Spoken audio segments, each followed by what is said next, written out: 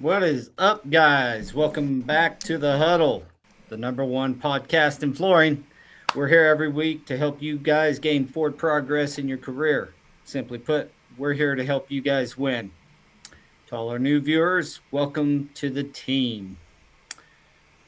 What's up, fellas? We got Daniel and Jose and Paul here. Daniel is going to be in and out, I believe, today. Daniel, right? Yeah, I don't know exactly.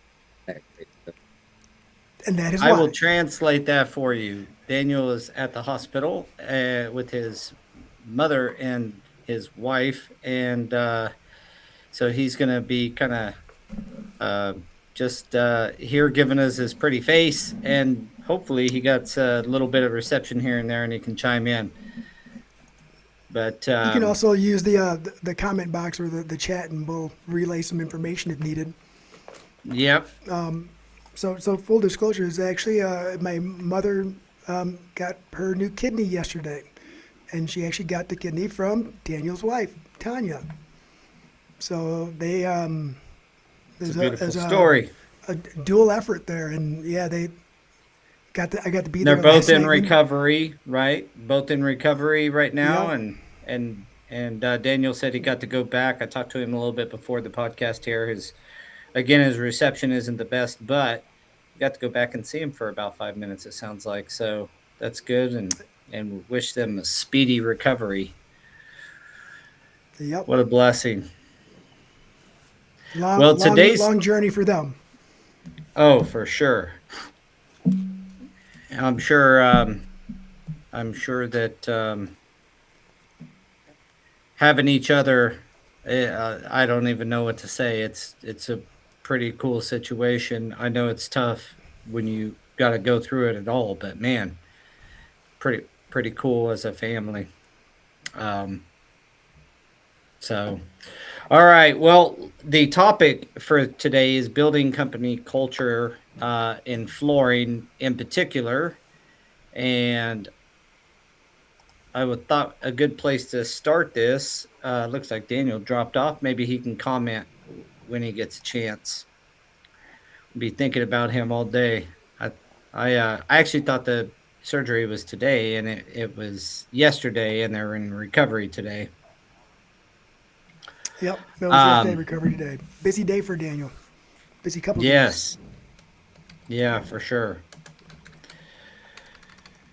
So I thought a good place to start on the topic is just to state that both of us, you and Daniel and us over here have kind of been through all the different phases of the flooring business, from hourly installer, subcontractor, then we built a company and started hiring hourly employees and subcontractors. And so we got a lot of parallels in the way we've gotten there to where we're at today. And the um the thing that kind of another similar parallel that really stands out to me is that you guys led by example. It was one of the first things on my notes is to build company culture. One thing that I believe, and I wanted to get your thoughts on this, is lead by example. Like, everybody in my company knows that I don't ask them if they got to go out of town and go grab something or go Oh, eh, dude. pick up something or go do a job out of town or go uh, do a punch list for somebody else's. One of our hourlies have to go do a punch list for a sub or any of these things, that I'm not asking them to do anything that I have not done or am Would not not willing do. to do again. Yeah. And so I wanted to get your thoughts on that. So, there's a lot of different stories that tie into that right there, right? And I used to tell people that all the time. Look, I need you to do this, and they would go, "Oh," it's like, "Hey, dude, I wouldn't ask you to do something that I wouldn't do myself or haven't done, but I promise you, like if I ask you to go dig your hands through, a pile of manure, you best believe that I'm going to do that with you. I'm not going to leave you high and dry. right? I said that we're both going to walk over to the sink and wash our hands with some soap. I said, but I just need you to do this time because I have to get things set up.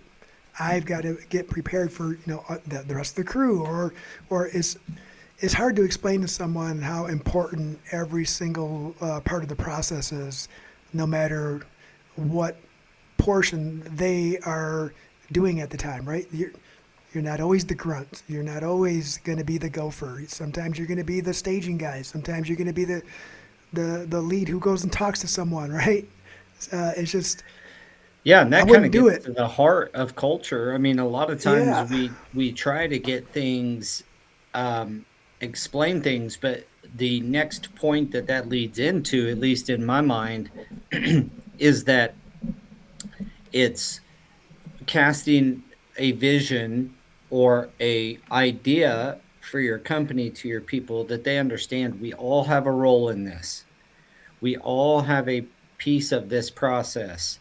Just like a body has many parts and pieces and the fingers do their thing and the head does oh yeah, its, we that's how a company runs. And I will, although I am willing to do it, I don't always have the time to do it because I have to do a few things that you may not be able to do.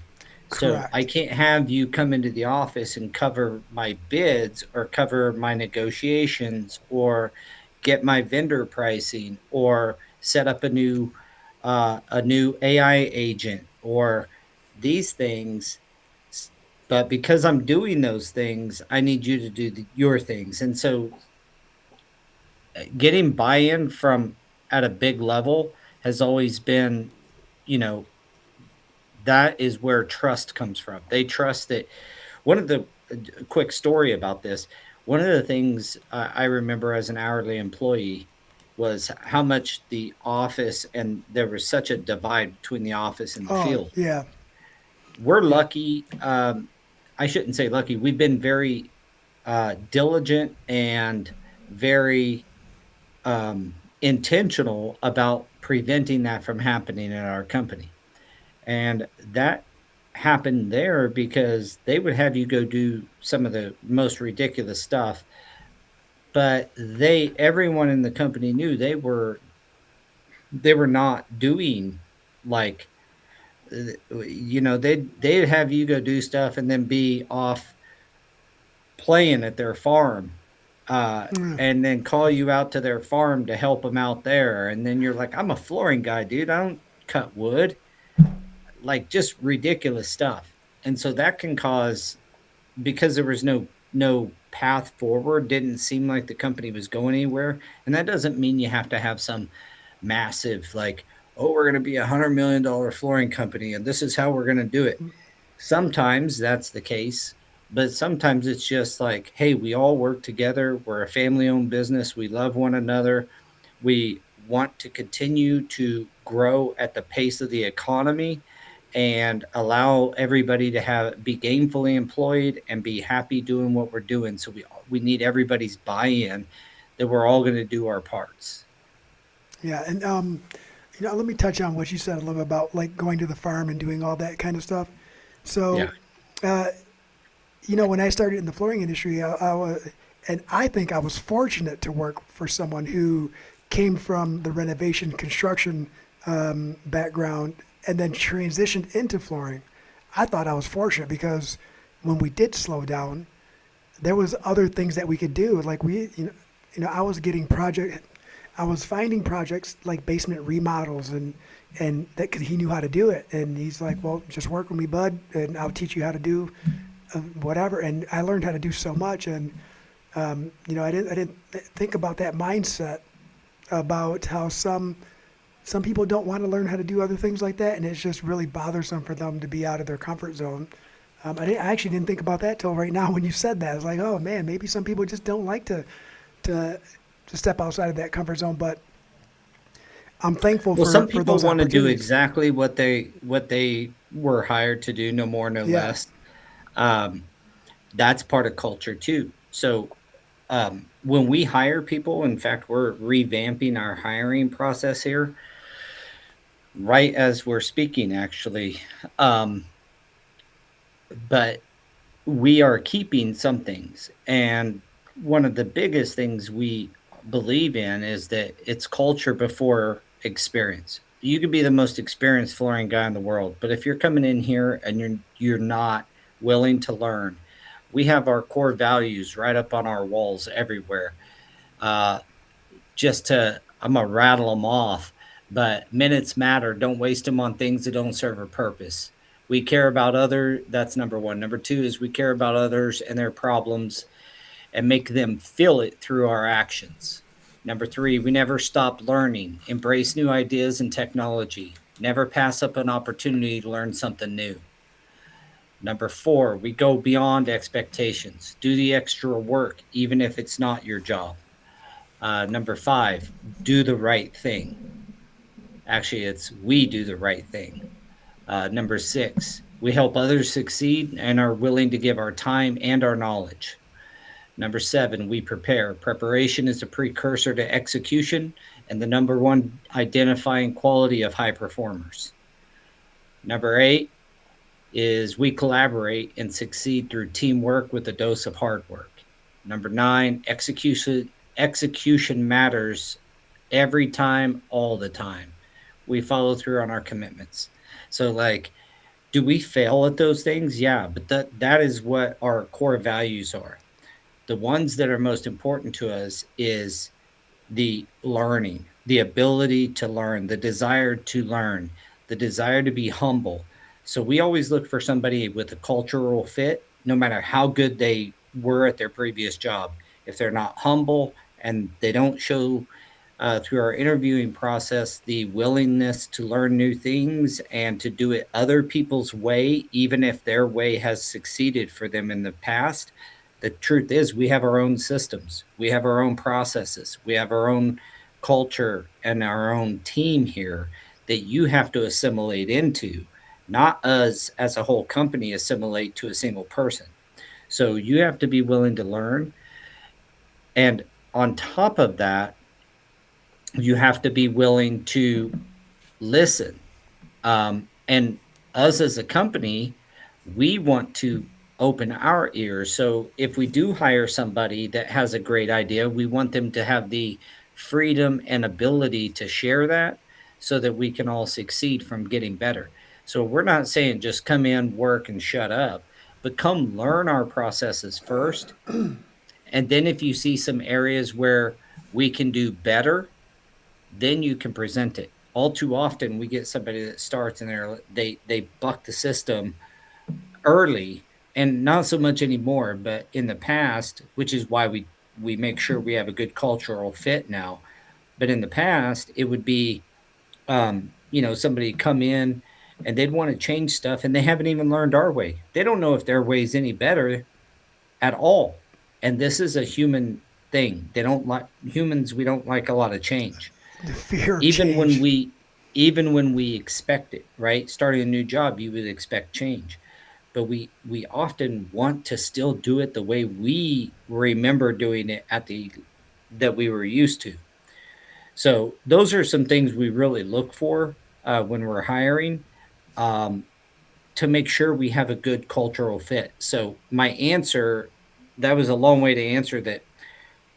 Hiring right based on your culture and who you are as a company helps to maintain your culture and keep it strong and keep it vibrant.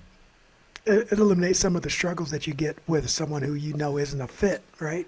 At least if someone's fitting the bill, 70%, 60%, you're a lot closer than someone who's only 10% shares one common value.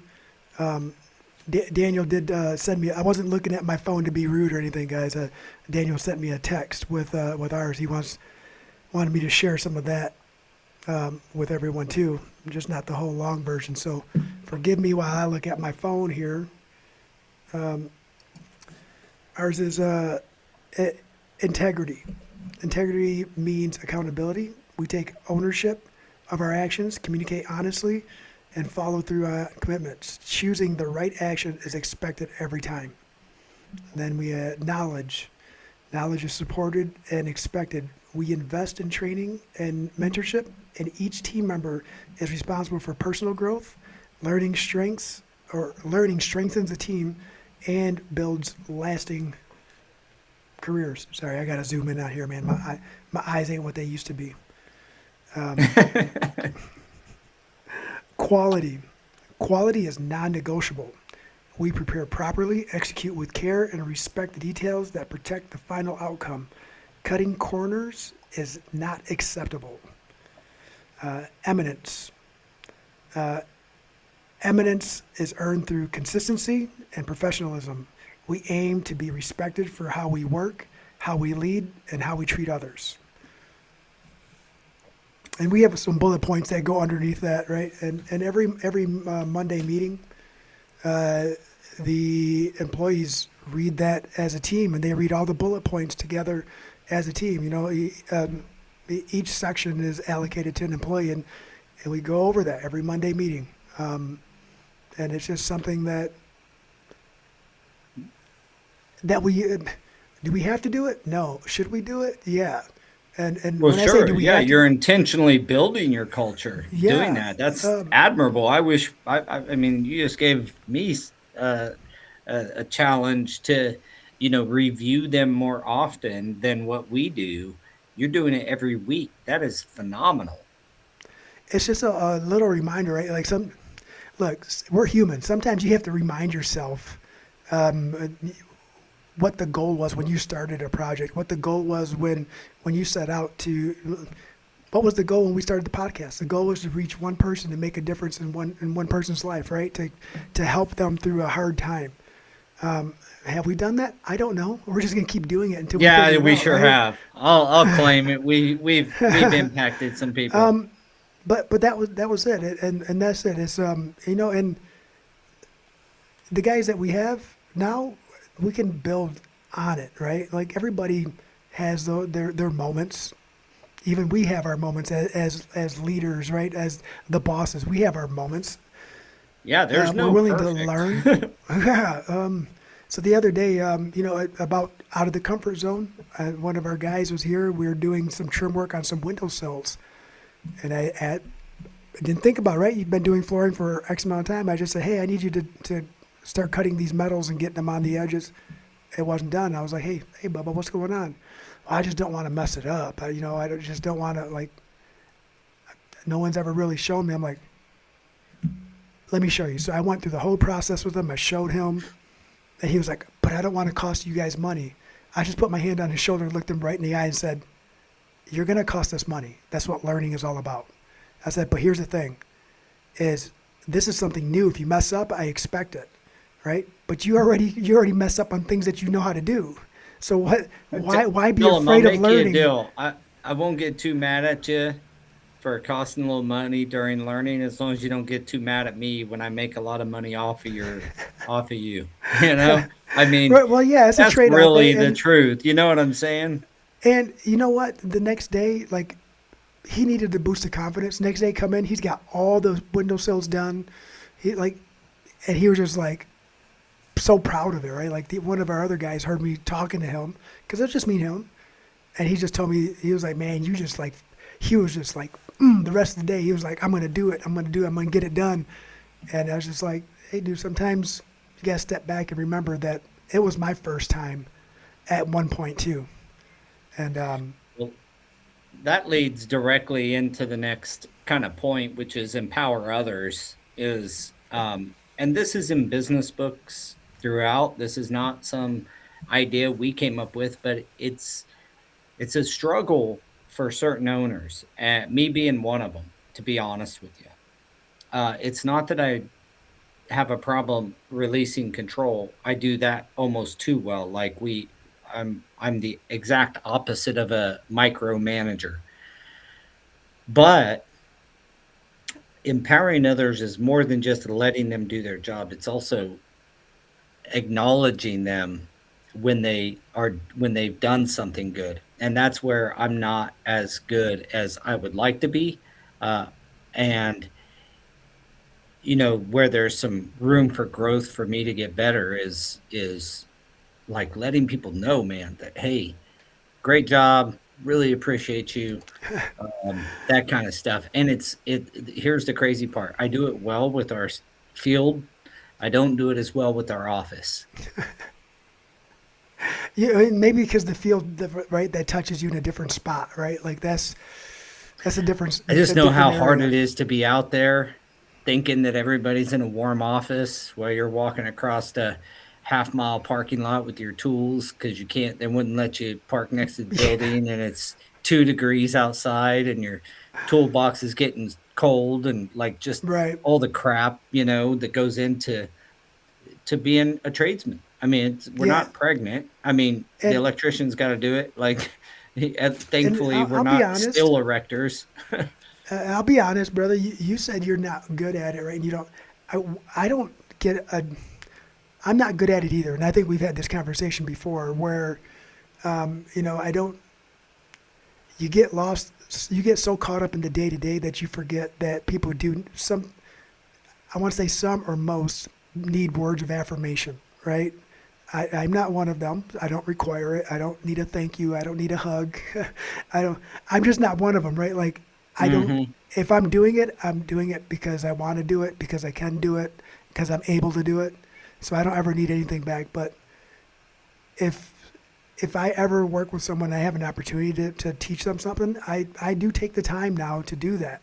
Before, when I was in the field trying to run everything and working with Daniel and Crystal and everyone else, like all the the hundreds of people that I've been fortunate enough to teach at least one thing, I was not pleasant to work around when I had deadlines. I was not the pleasant person, and I miss being in the field. I'll be honest, like I miss being able to do it every day, and that's why I said that to you about it. He's got a little place in your heart, right? Like because you remember. But now I can do it, show them something really quick, and then I'm back over here. Yeah. Come on, Jorge, you know I love you.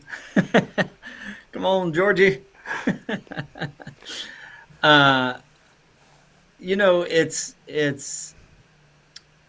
it's really not. I mean, you and I did have this conversation, like, off screen, probably a couple of times that Yeah, were very similar in that manner, like, I almost get uncomfortable when I get too much, "Hey, me great too. job," or whatever. I just get a little uncomfortable.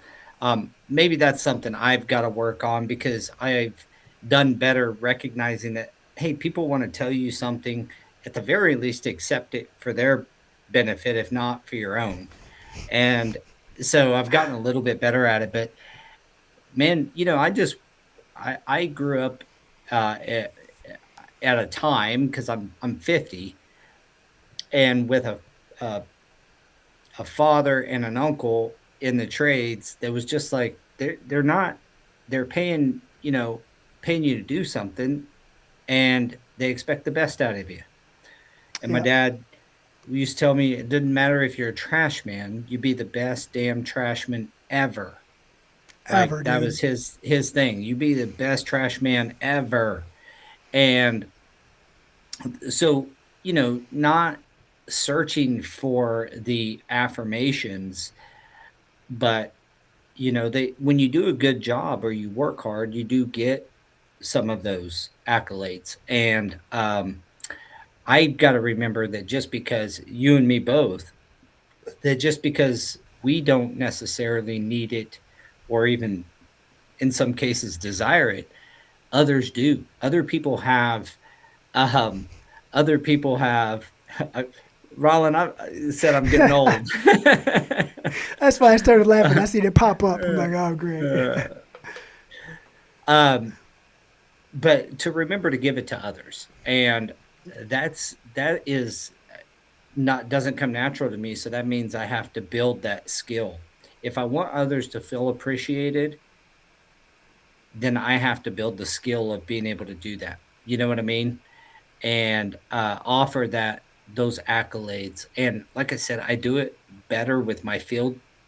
When I see them, I'm like, "Hey, dude, I seen that job. Dude, that looked awesome," or whatever.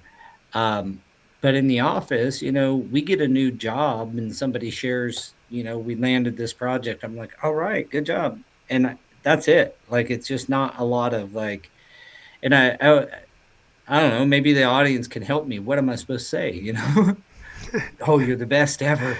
You know, what's So funny is, it, well, let me just touch base on when you said your dad and your uncle, right?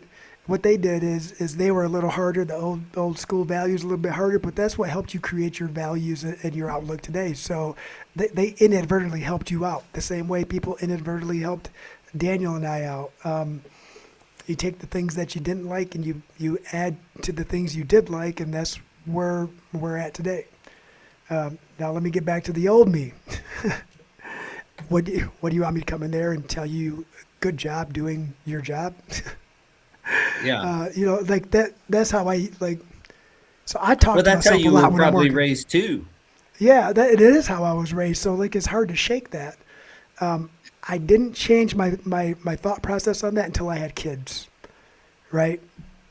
That was when all of that changed. Like, because I want to build them up. I want my kids to have confidence. And lately I've been switching over to the you should be proud of yourself instead of me telling them I'm proud of them.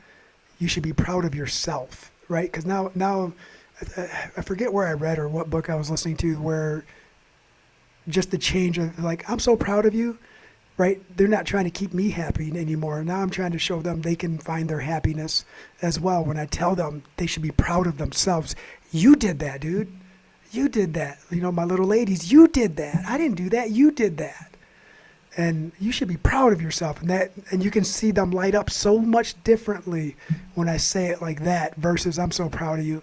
Because I don't want them to feel like they got to make me happy. I want them to understand that they got to make themselves happy, which is going to give them hopefully the type of values that someone's going to want later on in life where they know they're doing it for them first and foremost. And then the rest of it is just, what do you want to say? It's just a bonus that you're helping others and others are benefiting from your happiness too. Well, there's a lot to be said for putting God's gifts that He's given you to work in a productive manner. And for the religious people out there, I being one of them, believe that, you get these gifts and it's like if somebody gives you a nice tool, but you never use it, that's kind of, and you're like, hey man, I gave you that turbo power groover or whatever, uh, why aren't you using it? And I look at it that way, like, not there's a lot of accomplishment that comes from putting the gifts that you've been given to work, and we all have them. Everybody has gifts. You want to talk about what? I mean, and your brother's not on here, but look at the gift his wife just gave his mother. Oh, You know what I'm who would have saying? thought? Like, Like, yeah, and the fact that they're a match, and it's like, right? I mean, we all have things we can do for other people, and Daniel said it earlier. Simon Sinek is all about what can you do for others is what builds you up too, and that comes true. And it's just you got to constantly remind guys like me that lesson.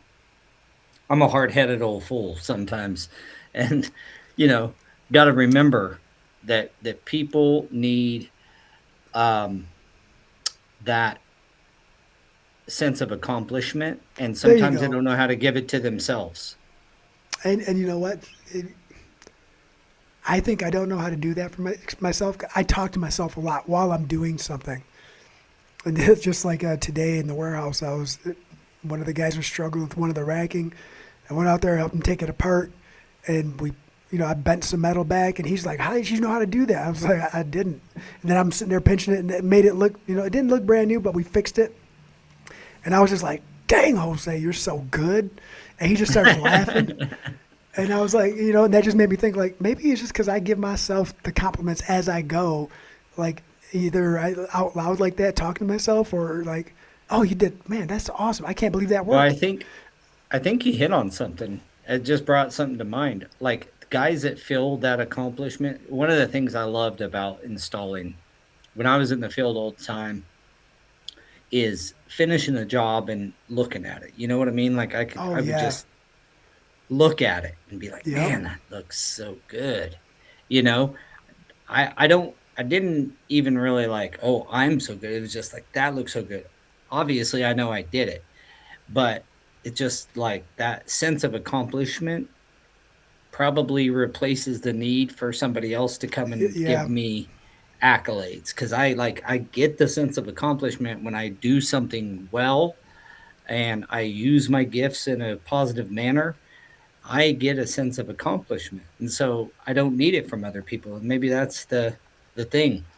Other people may not get that sense of accomplishment on their own, and us as leaders, it's our job to recognize and give the accolades where they may be failing themselves in giving them.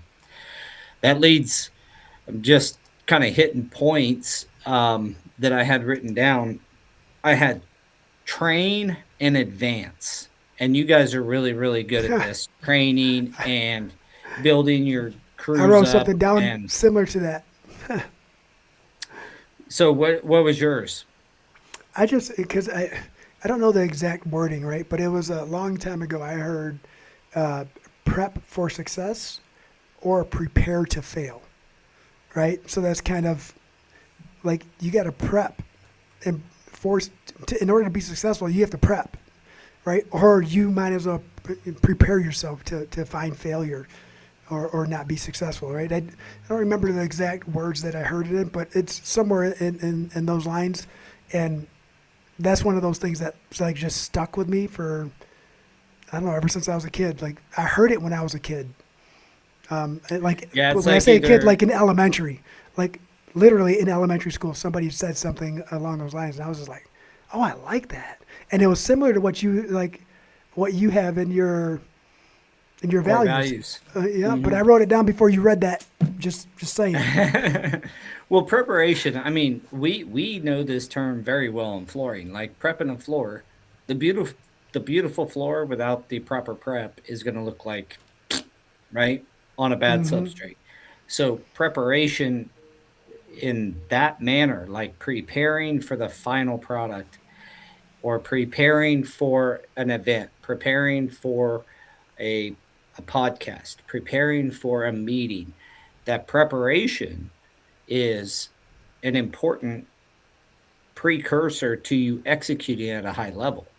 And, you know, go and as you get better and better at those things, less and less preparation is needed. But that doesn't mean that it's not there. You know what I mean? Um, and so yeah, I think that you're exactly right. Like preparing for these things are for any event. I remember we just got back from Tyson. Preparing for that mentally for me took some effort. Um, Being in front of a bunch of people, hosting, and you and us and all the technology your brother was handling, like that took we were in there for hours ahead of time, making sure we were Yeah, ready for that. yeah, and it was a collaboration, a team effort, right? And not only that is we had a couple meetings going into there with the panelists too to kind of prepare and make sure that we got to know each other a little bit before we just jumped on stage and said, "Hey, tell me what your thoughts are on Yeah, this," right? So yeah, I guess preparation and that comes in a lot of different variations, a lot of different forms, sure. and and I like you what just Rollins said. Oh, go ahead. no, go ahead. Oh, I was just gonna say, I like what Rollins says here. He's talking about a server, like going to a restaurant. He says the Hmm. simple thing of asking your server their name, then calling them by their name when asking for something makes him feel wanted. Note the service that you will receive will surprise you. So, how do you apply that in businesses? That's a simple example of just recognizing somebody, you know? Hmm. Making sure to say hi to them and making sure that their day feels. I had an installer in early this morning, and he was going somewhere out of town. One of our other PMs had him going out of town to do a aforementioned punch list for another crew, and I asked him. about that. I asked him, "What's on your agenda today? Like, what do you got going on?" And he tells me, and you can just see that it made him happy that I gave a darn. Um, Continue to get better at that and keeping that. Because I think it could be toxic to have this attitude like, "Hey, I pay you to do a job, do it. I pay you to do a job well, and that's all you need." That's how I was raised, and that can be a real toxic environment if you're not careful. Right. And the just a little bit of interaction too, right? Like showing interest in something other than why haven't you left yet? Are you on the road? Mhm. Be safe, and just say, hey, what are you going to do? Oh man, you're going to do that. How are you going to approach it, right? And then you're asking them their insight. And I remember, and still now, I'm still excited to tell someone about something that I'm going to do when I'm excited. Like, oh, this is what I'm gonna do, and I want to do this first. Sometimes it's just me rambling, and that process too is, maybe he's going to say something, and maybe he'll be able to ask you for some advice, and like, but I just don't know about this one thing right here. How would you approach it, right? Like, excited to tell you what he's going to do, and yeah, thank you for trusting. And some of that's the trust thing. They're trusting me to go over here and fix somebody else's stuff. Like, they they look. I'm viewed in that higher regard where they trust me to remedy this. Um, I didn't. That's a good point that probably needs to be brought up at our company meetings with we meet with, Joel, I should say, and Sean, our head of the field, meet with our employees every Friday, go over next week's schedule, talk about safety, do all these things. And the the point being brought up like, "Hey guys, when we ask you to go do this because we trust you." Yeah, I'm that's gonna have to bring I'm gonna bring that up. That's a good point. when before we started Preferred in the place I was working, that was what I had to tell myself, because when I left and went and worked for another company around the U.S. and traveled quite a bit. Um, the the same company that Mr. Jerry McKnight may work for, or may have worked for a while, but I worked with them for a little bit as well. And when I came back, I was like, hey, you guys, I've been gone for like 3, 4 weeks, but I'm going to be bored for the next 5 days before they ship me off again. Do you have something I could do? And that's what I would do. I get minivan, and I would go punch out projects for them or fix. And at first I was like, okay, I'll do it. I asked for it, I'll do it. But then it's like, you know what? They trust me to fix this. They trust me to Mm. fix it. So now they trust me to fix this. Let me go in there and do the And best show I them I can. can do Right, this. right, Yeah. right, and remedy it. And it was testing myself too. And I learned a lot. Probably learned more coming behind other installers than I did figuring it out on my own. Because You can learn a lot that way for sure. reverse engineering it, but it also helped me when we did start Preferred, and that's when I told Daniel that was my ultimate goal was become the best installation company, right? Like, I couldn't see past installing at that point. The best installation company around, and because I was reverse engineering everything and dissecting everything, it's like, all right, I know what not to do, Hmm. and that's what helped us create Well, the first values we had. yeah, and just to point out something your brother said here, he said to Rollins' point, we asked the crew how they feel about things and if they have any input. Although we won't adopt everything, we will listen. And that's what I was getting at earlier. When we hire somebody, we're like, at least get acclimated and doing it our way, and then we'll listen to any input you have about how we can improve as a company. Um, One thing I would ask your brother and you is, in those instances, how do you decipher between somebody's input for themselves, meaning it's just going to be easier or faster or simpler or what have you for them versus for the overall crew, project, company? Um, Or do most of your, because you guys got a good team, so yeah, I mean, no, a everybody lot of does them it. may already think that way, but Yeah, I think look, you got to be fluid, right? And this is where it comes in. There's more than one way to skin a cat, and we know that, right? So if someone comes up with an idea that might be better suited for them, like maybe they don't have, um, you know, the physical ability to do it the same manner as someone else, right? Maybe they're like me when I was at my biggest. I couldn't contort certain ways. I couldn't move certain ways. So I did it the way that my body and my brain would allow me to do it.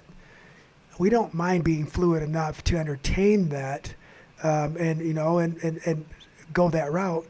But if the outcome doesn't yield the same results, then we defer back to a standard. And you know, most of the I like time, how we almost always go back to the field stuff, but I do have something to yeah, bring up when you're done about yeah.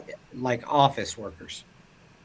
But So go so ahead. we revert back to the standard because it works, and 9 out of 10 people can do it that way. And there's always that one person who either can't or just doesn't agree with that method. But either way, as long as we're getting that to the same endpoint and the outcome's the same, we'll adopt whatever we need to, as long as the safety protocol is followed and the standard and the outcome is the same. Well, we've all like learned our little tricks of the trade, Hmm. that are maybe out not written down in the installation guidelines. But the proper way to do that is to know the installation guidelines first. I mean, you got to have rules Yeah. to break them. You know what I mean? Like just doing it your own way with no knowledge of the standard industry like recognized or industry recommended or manufacturer recommended method, that's not being innovative. Innovation is having a way of doing things and then improving upon that. Hmm. That is 100% okay. But flying off the seat of your pants and doing it your way because you think it's better, but you don't even know the standard in method. And this applies to the office even. Give you an example. I will name no names, but we have a guy that constantly does things outside of our processes, and we have to continually teach him that listen, the reason you have to do it this way is because downstream there's four other people that touch this thing. If you don't do it this way, it never gets downstream. It never makes it there for them to do their job right. And then the cascading effect is horrible for everybody, including you. So, for example, if you don't place your order in the proper manner, and then we don't have the proper paperwork to and confirmations to compare our invoices to, and that invoice gets held up in approval, and then Ah, that bill doesn't get paid, and they put us on hold because we didn't pay a bill that you didn't do your job right, and it all started with you just not doing your job right. And now you can't pick up materials because we're arguing about this invoice. Now that particular scenario doesn't happen, but I had to make something kind of that made sense, um, because we have other systems that this applies to. But it sounds like Ben might know who I'm talking about. But must be Kevin. the You must be talking about Kevin. I'm talking about Kevin. Um, but the truth is that you if you do it if you're not doing it right, and you're not teaching, why. The why is important for a lot of people. I'm a why Hmm. guy. I'd like to know why I should do it that way. Um, then usually it's downstream, and where the problem comes in. It's the same thing innovating out or not innovating, but flying the seat of your pants or doing it the best way for you. And that's why I asked you that question is like Yeah. deciphering what's best for the company, the project, like larger groups, is what I see as important of kind of being able to decipher that when someone brings me a new idea. I always got to think, are they innovating or are they flying off the seat of their pants? Because Yeah. innovation again applies to the fact that they already know our systems and the way we do it, and they want to make that better. That's innovation.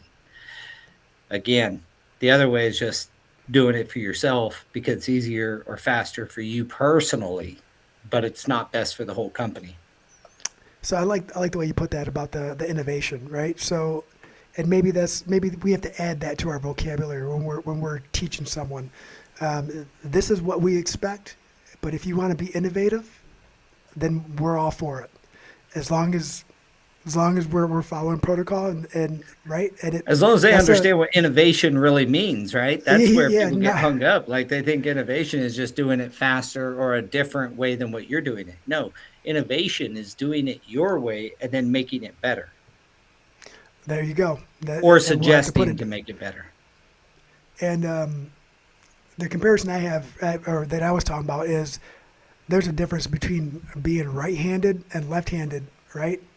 I can't teach a left-hander how to be left-handed and do things left-handed, but I can show them a little bit. Can I am actually pretty good at going. I'm ambidextrous when it comes to working flooring. I have no idea why. Oh, I do know why. Because I always broke a thumb or I cut off parts of my fingers and You like had I've to always learn how to been. cut with the other I had to hand. learn. Yes, I had to learn.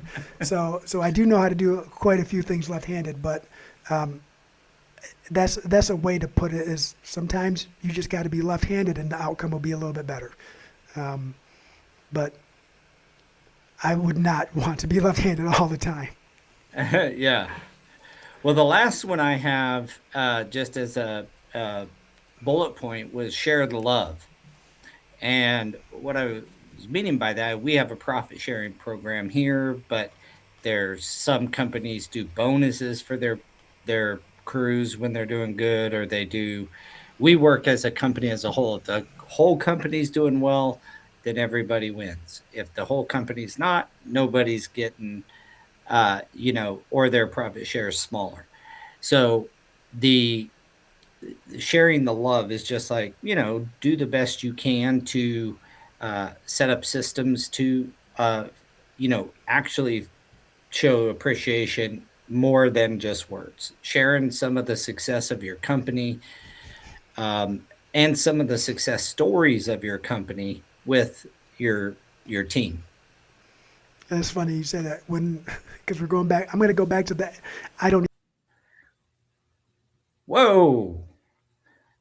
Okay, let's get Jose back on here.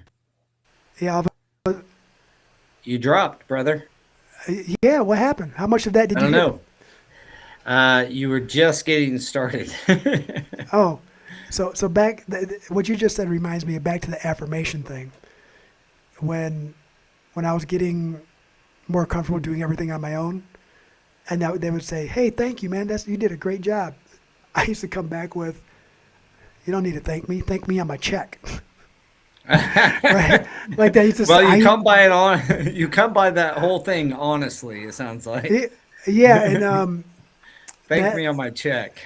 yeah, thank me on my check. I used to say things like that. Like, no wonder people just didn't like me for a while, but that's okay. But yeah, it's just one of those things where some people are motivated by affirmation, motivated by dollars.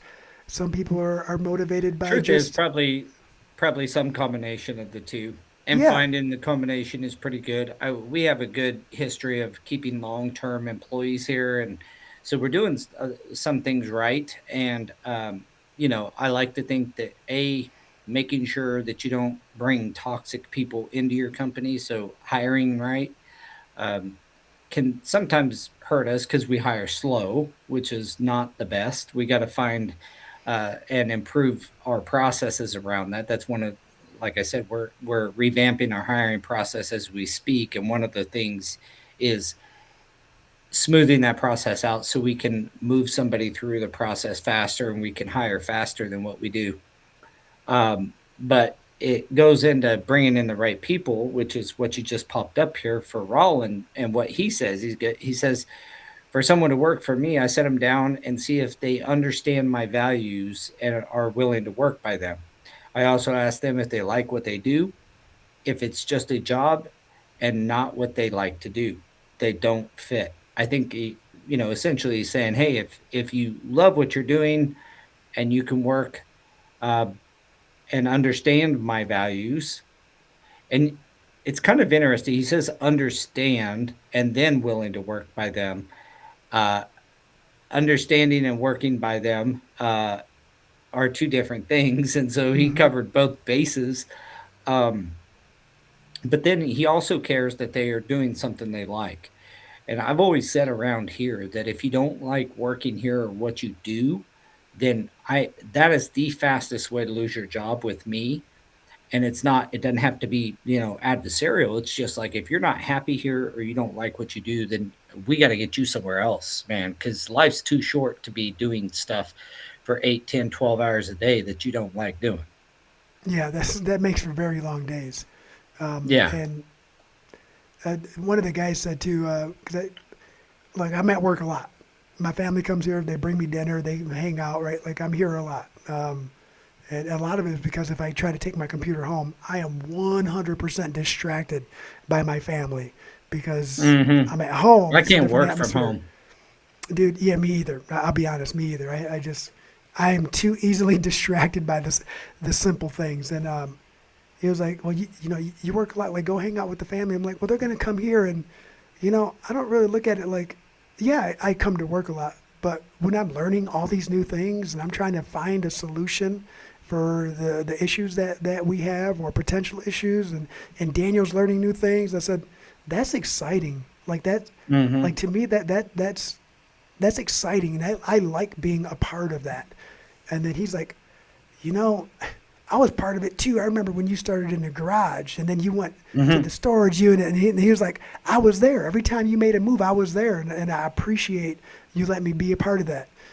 And that I don't get to work with the guys often enough to listen to their views. And That's cool. that made me show appreciation a little bit more. And it actually lit a fire under me too. Like, all right, now let me work with this guy. Let me see what we can learn from one another. Let me see what he could teach me, what I could teach him while we're doing things that are outside of our comfort zone. Yeah. And at the end of the day, I'm like, I still got to get back to work, brother. So I like to hang out with you more, but I got to get back in the office and do some work. Yeah. He's like, yeah, just go. I don't know why you're out here wasting my time anyway. Well, we have come upon the Yeah, we have. end of our podcast. And so thanks everybody for joining us and commenting. If you're catching us on our YouTube channel, say thank you to Ashlyn. She's the one who makes all that happen for us. And we appreciate you. Give us a like and subscribe over there. Boom, We do boom. have some metrics in that need a little more interaction from our audience. We've got people that watch but don't follow or don't comment or don't like and subscribe. That's your prerogative, but it sure helps us out if you do. So give us some love on the platforms that you're wherever you're watching this, and let us know. We're always open to new topics, and if you think of anybody we should bring on the huddle, please let us know. We get Yeah. a we do a lot of the guests, and would love to know who you guys would like to have on. So shoot us an email or let us know in the chat next week. We'll log it down and get them on. So for the uh, those of you who were here during the beginning and know that Daniel's wife and Daniel and Jose's mom had a successful kidney transplant and they're in recovery. So thoughts and prayers and good tidings to them, and we'll be thinking about them for sure. So with that, everybody, thank you for joining us, and we will catch you guys next week. Thank you, everyone.